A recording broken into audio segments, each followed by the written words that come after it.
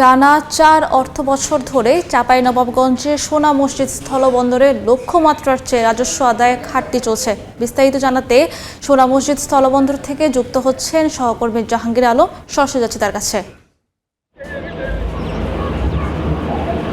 সর্বশেষ যে 4টি অর্থবছর সেখানে সোনা মসজিদ স্থলবন্দরে ব্যাপক রাজস্ব ঘাটতি দেখা গিয়েছে।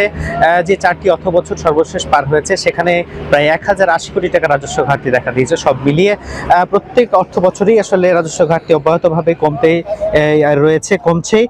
সর্বশেষ যে 25-26 অর্থ বছরে 282 কোটি টাকা রাজস্ব ঘাটতি দেখা দিয়েছে এবং তার 3টি অর্থ বছরে আসলে ব্যাপকভাবে রাজস্ব ঘাটতি দেখা গেছে সোনা মসজিদ স্থলবন্দরে। এর প্রধান এবং অন্যতম প্রধান কারণ হিসেবে বলছে আমদানিকারক এবং রপ্তানিকারকরা যে ফল আমদানি একেবারে শূন্যের কোঠায় চলে যাওয়ার ফলেই মূলত এই ব্যাপক রাজস্ব ঘাটতি বা ধস নেমেছে।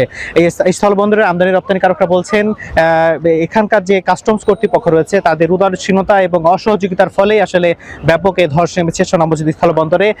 পাশাপাশি তারা বলছেন যে অন্যান্য কসমেটিক্স পণ্য এবং যে কাঁচামাল বা খাদ্যপণ্য সেগুলোর আসলে ব্যাপক হারে আমদানি কমে যাওয়ার ফলে আসলে এই ধস নেমেছে সোনা মসজিদ স্থলবন্দরে।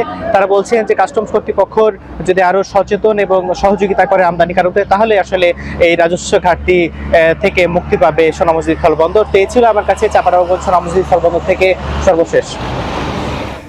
সরাসরি যুক্ত ছিলাম চাঁপাইনবাবগঞ্জ থেকে।